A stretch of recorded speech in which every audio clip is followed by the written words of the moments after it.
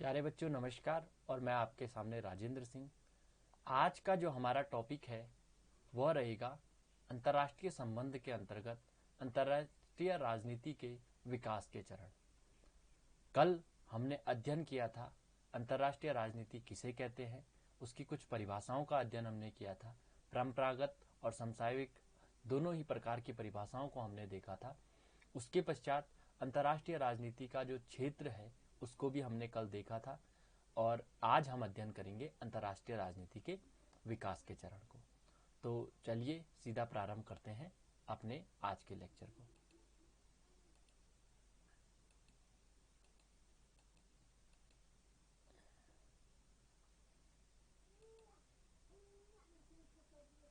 तो जो अंतर्राष्ट्रीय राजनीति के विकास के चरण हैं, इनको एक केनेथ वाल्टर्स नामक विद्वान हुए हैं, उन्होंने अंतर्राष्ट्रीय राजनीति के विकास के चरणों को समझाया है। और उन्होंने 4 चरणों को बताया था, किंतु उन्होंने वर्ष 1962 के आसपास ये अंतर्राष्ट्रीय राजनीति के चरण दिए थे, इसलिए तब तक 4 चरणों को उन्होंने बताया था अपने अनुसार। आज हम अंतर्राष्ट्रीय राजनीति के विकास के चरण को 5 भागों में बांट सकते हैं। वो 5 भाग हैं। पहला, कूटनीतिक इतिहास का प्रभुत्व, जो कि अंतर्राष्ट्रीय राजनीति के प्रारंभ से और 1919 तक माना जा सकता है। और अंतर्राष्ट्रीय राजनीति का जो विषय का प्रारंभ है वो लगभग 19वीं शताब्दी से 20वीं शताब्दी से माना जाता है। लगभग 1890 के आसपास से अंतर्राष्ट्रीय राजनीति का प्रारंभ माना जाता है। तो वहां से लेकर 1919 तक प्रथम चरण माना जाता है। दूसरा जो चरण है वह है समसामयिक घटनाओं या समस्याओं का अध्ययन, जिसको कि वर्ष 1919 से और 1939 तक माना जाता है। तीसरा जो चरण है वो राजनीतिक सुधारवाद का युग है। इसे वर्ष 1919 से 1945 तक माना जाता है। यहाँ गलत प्रिंट हुआ है 1939 से 1945। तो कुछ विद्वान 1939 से 1945 मानते हैं, जबकि क्योंकि राष्ट्र संघ की भी इस चरण में बात की जाती है और राष्ट्र संघ का आप जानते हैं 1919 में स्थापना हुई थी, इसलिए 1919 से 1945 तक इस चरण को लिया जाता है। चौथा जो चरण है वह है सैद्धांतिकरण के प्रति आग्रह, जिसे कि वर्ष 1945 से 1991 तक माना जाता है। इनका अध्ययन हम अभी आगे करेंगे। उसके पश्चात जो पांचवा चरण है वो वैश्वीकरण व गैर सैद्धांतिकरण का युग माना जाता है, जो कि 1921 से 2003 तक, या 2003 लिखा हुआ है, इसे हम वर्तमान समय तक इसे लिख सकते हैं, क्योंकि वर्तमान जो चरण है वो उसी का चरण है, वैश्वीकरण और वह गैर सैद्धांतिकरण के युग का चरण है। तो 5 चरण आपका आज हम अध्ययन करेंगे। तो इसके अध्ययन से पूर्व हम थोड़ा देख लेते हैं चरणों को किस प्रकार बांटा हुआ है। तो जो सबसे पहला चरण है उसको वुड्रो विल्सन पीठ 1919 में स्थापना से ही इसका इतिहास प्रारंभ माना जाता है, क्योंकि पहला जो चरण है 1919 तक माना जाता है। किंतु जो वुड्रो विल्सन पीठ थी वर्ष 1919 में उसकी स्थापना होती है। वैसे वहां से दूसरा चरण और तीसरा चरण दोनों ही एक साथ प्रारंभ हो जाते हैं। उसके जो अंतर्राष्ट्रीय राजनीति का है इतिहास का प्रारंभ माना जाता है। क्यों माना जाता है? वहां से लिखित रूप में इसके अंतर्राष्ट्रीय राजनीति की अलग से पुस्तकें, जो अंतर्राष्ट्रीय राजनीति पहले जो था वह इतिहास, राजनीति शास्त्र, समाजशास्त्र, इन विषयों के भीतर इसका अध्ययन किया जाता था। और धीरे धीरे आगे आगे अंतर्राष्ट्रीय राजनीति को एक अलग विषय के रूप में मान्यता प्राप्त हुई। तो जो कुछ विद्वान हैं अंतर्राष्ट्रीय राजनीति के वो हैं C.K. Webster, E.H. Car, P.A. Reginald, Lawrence W Martin, T.E. इवांज आदि क्या है अंतर्राष्ट्रीय राजनीति के कुछ महत्वपूर्ण विद्वान हैं। इसके अतिरिक्त केनेथ थॉमसन, जिन्होंने ही 1962 में अपने एक लेख रिव्यू ऑफ पॉलिटिक्स में क्या है अंतर्राष्ट्रीय राजनीति के इतिहास को 4 भागों में बांटा था। उन्होंने तत्कालीन समय तक बांटा था और आगे आगे इसमें 5वां चरण भी जुड़ गया 1991 के पश्चात, जो कि वैश्वीकरण का चरण है। तो अब हम अपने जो पहले चरण है उसका जो पहला चरण है वह है कूटनीतिक इतिहास का प्रभुत्व, जो कि प्रारंभ से 1919 तक था। तो जैसा कि इसके नाम से ही स्पष्ट है कि कूटनीतिक इतिहास का प्रभुत्व, यानी कि कूटनीति आप जानते हैं जो कि अंतर्राष्ट्रीय राजनीति का एक क्या है, तत्व है, अंतर्राष्ट्रीय संबंधों का भी तत्व है कूटनीतिक राजनीति या कूटनीतिक। और इतिहास हम आप जानते हैं कि इतिहास में क्या है, अतीतकालीन घटनाओं का अध्ययन किया जाता है। तो इस कूटनीतिक इतिहास का अर्थ ही यह है कि जो पहला चरण अंतर्राष्ट्रीय राजनीति का था उसमें सिर्फ कूटनीति से संबंधित जो इतिहास था उसका अध्ययन ही किया जाता था, इसलिए इसको कूटनीतिक इतिहास का चरण भी कहा जाता है। और ये लगभग 1919 तक चला। इस दौरान जो विद्वान थे उन्होंने विभिन्न विषयों के अंतर्गत, जैसे कि इतिहास है, कानून है, राजनीति शास्त्र है, दर्शन शास्त्र है आदि के विद्वानों ने क्या है, इसका अध्ययन किया और जो कूटनीति से संबंधित बातें थी उसका ऐतिहासिक रूप में अध्ययन का प्रारंभ किया। यानी कि सिर्फ इतिहास को उन्होंने अध्ययन भर किया, उसके क्या निष्कर्ष, क्या उसकी संभावनाएं बन सकती है भविष्य में, उसका कोई अध्ययन नहीं किया। और वर्तमान में उसका क्या असर जो राजनीति है उस पर पड़ रहा है, इसका कोई अध्ययन नहीं किया। सिर्फ इतिहास को उन्होंने लिख भर दिया या उसकी इतिहास की व्याख्या भर कर दी, इसलिए ही इसे कूटनीतिक इतिहास का चरण कहा जाता है। तो इसके अंतर्गत जो है कूटनीतिज्ञों व विदेश मंत्रियों के द्वारा जो कार्य किए गए थे उनका लेखा जोखा भर रख दिया, मतलब एक वर्णनात्मक अध्ययन क्या है इस दौरान के जो विद्वान थे उन्होंने किया। इसके अतिरिक्त जो इसमें मुख्य विद्वान थे वो जो E.H. कार हैं, जो कि प्रथम विश्व युद्ध से पूर्व युद्ध का संबंध केवल सैनिकों तक समझा जाता था। इनका कहना है कि प्रथम विश्व युद्ध से पूर्व जो युद्ध का संबंध है वो केवल यानी कि सैनिक ही युद्ध से संबंधित है, यह माना जाता था। और अंतर्राष्ट्रीय संबंध का अध्ययन क्या है, राजनयिकों से माना जाता था। यानी कि जो हमारे नेतागण हैं या जो हमारे लीडर्स हैं वो अंतर्राष्ट्रीय राजनीति से संबंधित है और युद्ध जो है वो केवल सैनिकों से संबंधित यह माना जाता था। जबकि हम आज के दौर में देखते हैं कि सैनिक और जो हमारे राजनयिक हैं दोनों ही अंतर्राष्ट्रीय राजनीति के महत्वपूर्ण तत्व होते हैं, महत्वपूर्ण भूमिका अंतर्राष्ट्रीय राजनीति में निभाते हैं। इसके अतिरिक्त भी अन्य तत्व भी होते हैं, पर इन दोनों तत्वों की भी महत्वपूर्ण भूमिका माना जाता है कि आज अंतर्राष्ट्रीय राजनीति में होती है। और जो विदेश नीति है उसे दलगत राजनीति से अलग रखा जाता था। कहने का तात्पर्य यह है कि जिन व्यक्तियों के ऊपर विदेश नीति का भार है उन्हें जो देश के भीतर की दलगत राजनीति है उससे अलग उन्हें रखा जाता था, यानी कि उनको कंट्रोल में नहीं लिया जाता था। जबकि आज आप देखते हैं कि जो विदेश नीति से संबंधित व्यक्ति हैं वो भी जो देश के भीतर की राजनीति है उसके नियंत्रण में ही कार्य करते हैं, शासकों के भीतर ही वो कार्य करते हैं। तो जो प्रथम चरण था उसकी कुछ जो कमियां थी वो पहली यह है कि एक तो उदासीन चरण माना जाता है। क्योंकि इसके भीतर जो अध्ययन है वो वर्तमान समय में क्या घटनाएं घट रही है उसका अध्ययन भी नहीं किया गया और भविष्य में इसके क्या प्रभाव हो सकते हैं, इतिहास का जो अध्ययन किया जा रहा था उसके क्या प्रभाव भविष्य में पड़ सकते हैं, वर्तमान में पड़ रहे हैं, इसका कोई अध्ययन नहीं किया गया, इसलिए यह इसकी कमियां थी। इसके अतिरिक्त जो प्रथम चरण था उस समय तक सिर्फ यह माना जाता था कि युद्ध व राज्यों में गठबंधन उसी प्रकार स्वाभाविक है जैसे गरीबी व बेरोजगारी में। तो गरीबी और बेरोजगारी एक अलग विषय है, तो उसी प्रकार युद्ध व राज्यों में गठबंधन माना जाता था। कहने का अर्थ यह है कि जब गरीबी रहेगी तो बेरोजगारी भी स्वयं रहेगी और उसी प्रकार यह माना जाता था कि राज्य रहेंगे तो युद्ध भी होगा ही होगा। यानी कि युद्ध को रोकने की बात प्रथम चरण में कोई विद्वान सोच भी नहीं सका था। तो यह भी इसकी क्या थी, एक उदासीनता थी। उसके अतिरिक्त क्योंकि कहने का अर्थ यह है कि प्रथम जो चरण था उसके विद्वानों ने युद्ध को आवश्यक माना। अंतर्राष्ट्रीय राजनीति के भीतर उन्होंने कहा कि युद्ध आवश्यक है, युद्ध रोकने की बात उन्होंने सोची तक नहीं। इसके अतिरिक्त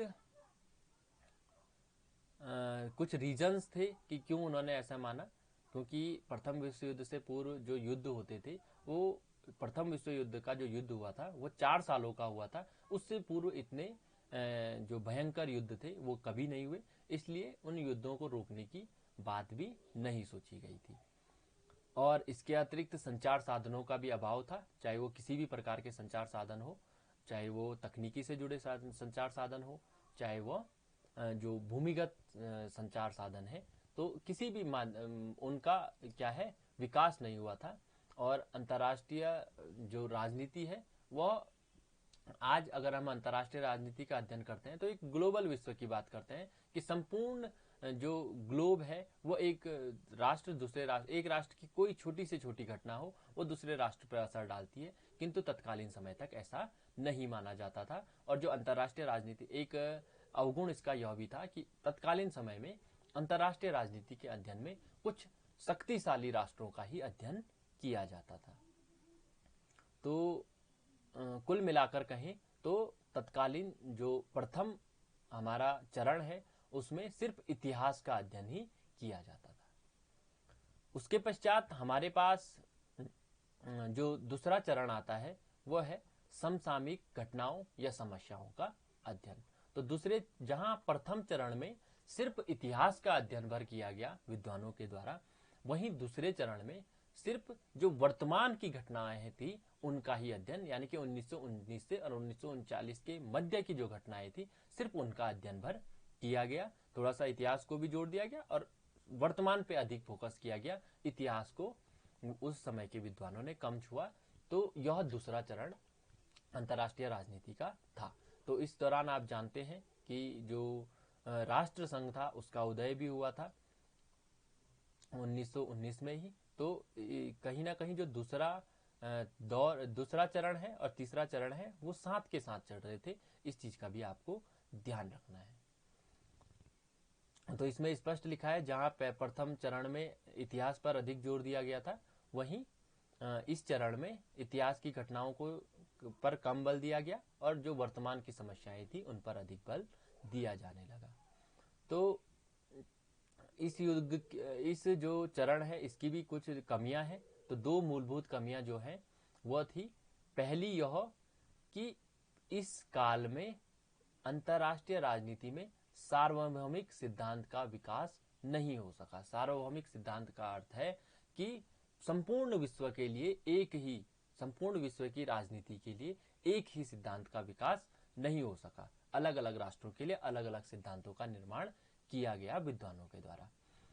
दूसरी जो कमी है वह यह है कि अंतर्राष्ट्रीय राजनीति का अध्ययन अधिक सुस्पष्ट एवं तर्कसंगत नहीं बन पाया। सुस्पष्ट कहने का अर्थ है कि अंतर्राष्ट्रीय राजनीति में विभिन्न देशों के लिए विभिन्न विभिन्न प्रकार की अध्ययन प्रणालियों का प्रयोग विद्वानों के द्वारा किया गया। तो कुल मिलाकर अगर हम देखें तो जो दूसरा चरण है उसमें वर्तमान की घटनाओं पर अत्यधिक बल दिया गया और इतिहास का उसमें कम, जो इतिहास पर अध्ययन प्रथम चरण में दिया जाता था उसको कम कर दिया गया, किंतु भविष्य पर इसके क्या असर पड़ते हैं उसको अभी भी नहीं देखा गया द्वितीय चरण तक भी। उसके पश्चात जो तृतीय चरण है वो है राजनीतिक सुधारवाद का युग, यानी कि इसमें जो अंतर्राष्ट्रीय राजनीति है उसमें सुधार की बातें की जाने लगी। तो इस चरण में क्या क्या मुख्य बातें निकलकर सामने आई। एक तो युद्ध को आवश्यक नहीं माना गया। अब तक क्या था, स्थिति ये थी कि युद्ध को आवश्यक माना जाता था। तो प्रथम विश्व युद्ध के पश्चात क्या है, युद्ध को ये माना गया, युद्ध को रोका जा सकता है और उसके लिए विचार विमर्श होने प्रारंभ हुए। उसी विचार विमर्श के स्वरूप राष्ट्र संघ की स्थापना होती है, किंतु राष्ट्र संघ आप जानते हैं विफल हो गया था क्योंकि 1939 में द्वितीय विश्व युद्ध प्रारंभ हो चुका था। उसके पीछे कई कारण थे, वह इतिहास के अध्ययन का विषय है और इतिहास के छात्र उसे जानते हैं कि उसके पीछे जो शक्तिशाली राष्ट्र थे उन्होंने कोई रुचि नहीं दिखाई। अमेरिका ने भी कोई रुचि नहीं दिखाई, सिर्फ निर्माण तक रुचि दिखाई। और उसके पश्चात अमेरिका कभी भी जो राष्ट्र संघ था उसका सदस्य नहीं बना। तो ऐसे कई कारण थे। इसके अलावा हिटलर, मुसोलिनी का उदय, तो ऐसे कुछ कारण थे जिस कारण की द्वितीय विश्व युद्ध हो जाता है। तो जो तृतीय चरण था उसके जो अध्ययन के मुख्य बिंदु थे, शांति स्थापित करना सभी राष्ट्रों का साझा हित है, अतः राज्यों को हथियारों का प्रयोग त्याग देना चाहिए। इस बात पर बल दिया गया, यानी कि कुछ सिद्धांत निकलकर हमारे सामने आए कि एक तो शांति स्थापित करना क्या है, सभी राष्ट्रों का साझा हित है, यानी कि अगर शांति स्थापित होती है तो सभी राष्ट्रों को उसका फायदा होगा, इसलिए हथियारों के प्रयोग को त्याग देना चाहिए। यह इन्होंने निष्कर्ष निकालकर विद्वानों ने दिया। दूसरा, अंतर्राष्ट्रीय स्तर पर भी कानून व व्यवस्था के माध्यम से झगड़ों को निपटाया जा सकता है, यानी कि युद्ध को रोका जा सकता है। तीसरा, राष्ट्र की तरह अंतर्राष्ट्रीय स्तर पर भी कानून के माध्यम से अनुचित शक्ति प्रयोग को प्रतिबंधित किया जा सकता है, यानी कि कानून निर्माण करके, अंतर्राष्ट्रीय कानूनों के निर्माण करके जो व्यक्ति, राज्य और प्रशासक युद्ध की स्थितियां पैदा करते हैं या युद्ध दूसरे राष्ट्रों पर करते हैं, या जो दूसरे राज्य की सीमाएं हैं उनको अपने राज्य की सीमाओं में मिलाने की कोशिश करते हैं, तो उनको रोकने की बात की गई तीसरे जो चरण था। उसके अतिरिक्त राज्यों की सीमा में परिवर्तन का कार्य भी कानून या बातचीत द्वारा हल किया जा सकता है, अर्थात अगर किसी राज्य को लगता है कि दूसरे राज्य ने उसकी सीमा छीनी है तो उसका सिर्फ युद्ध ही निष्कर्ष नहीं है, बल्कि बातचीत के द्वारा भी उस सीमा को प्राप्त किया जा सकता है। तो कह सकते हैं कि तीसरे चरण तक अंतर्राष्ट्रीय राजनीति ने काफी विकास कर दिया था और आदर्शनात्मक और नैतिक मूल्यों पर बल तीसरे चरण तक दिया जाने लग गया था। इसी के कारण राष्ट्रसंघ की स्थापना होती है। और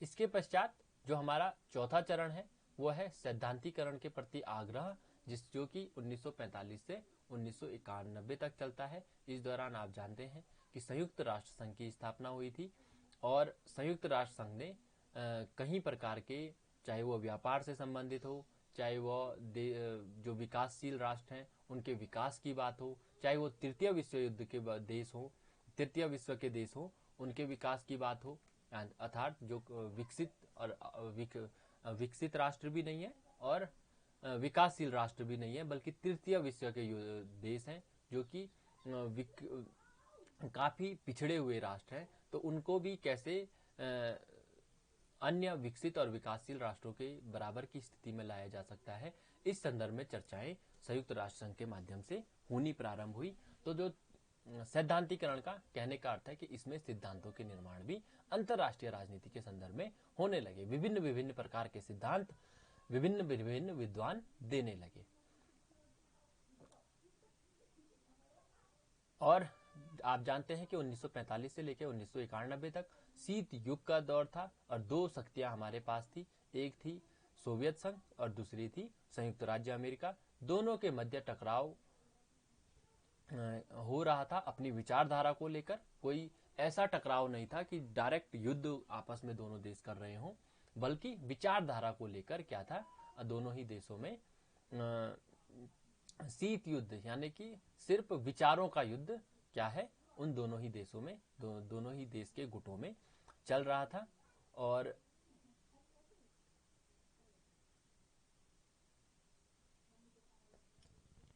और इस चौथे चरण में यथार्थवाद और व्यवहारवाद दो प्रकार की विचारधाराएं हमको देखने को मिलती है। इससे पूर्व आदर्शवादी विचारधारा का प्रभुत्व था। पिछले चरणों में आदर्शवाद यानी कि सिर्फ कल्पना भर की थी कि हम युद्धों को रोक सकते हैं, बल्कि अब यथार्थवादी विचार आया जहां की युद्धों को कैसे रोका जा सकता है और व्यवहारिक स्थिति क्या है, इन दोनों पर बात की जाने लगी।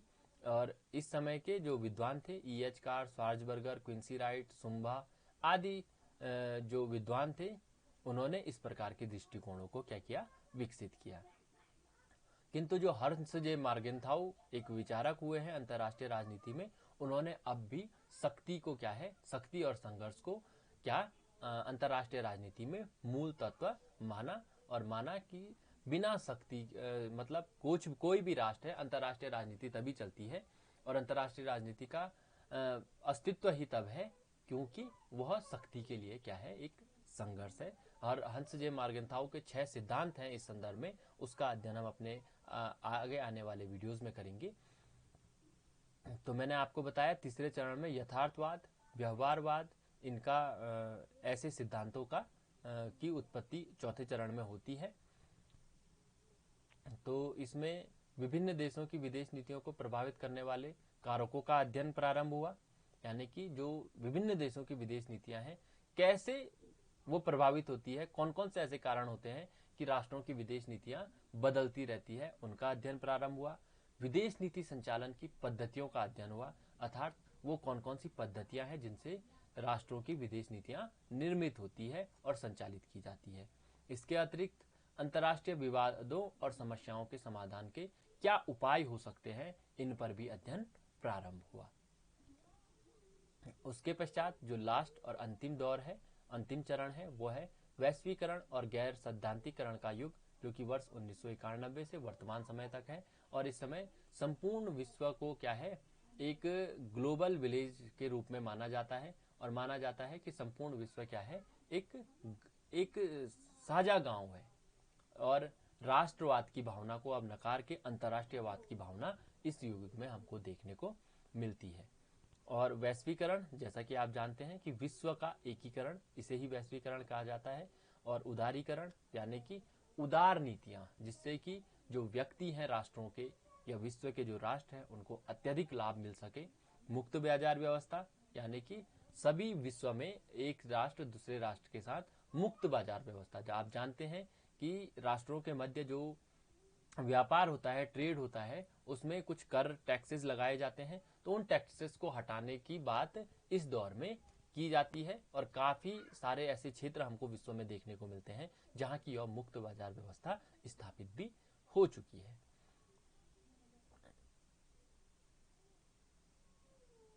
तो हमने अंतर्राष्ट्रीय राजनीति के जो 5 चरण हैं उनका अध्ययन किया, और पांचों चरण में किन किन चीजों का अत्यधिक अध्ययन किया जा रहा है, या किन किन चरणों में किन किन बातों का अध्ययन किया गया, इसको हमने समझने की कोशिश की।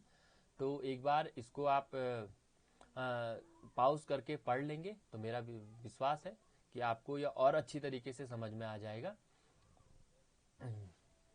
तो आप लोगों ने मुझे सुना, आप लोगों का बहुत बहुत धन्यवाद।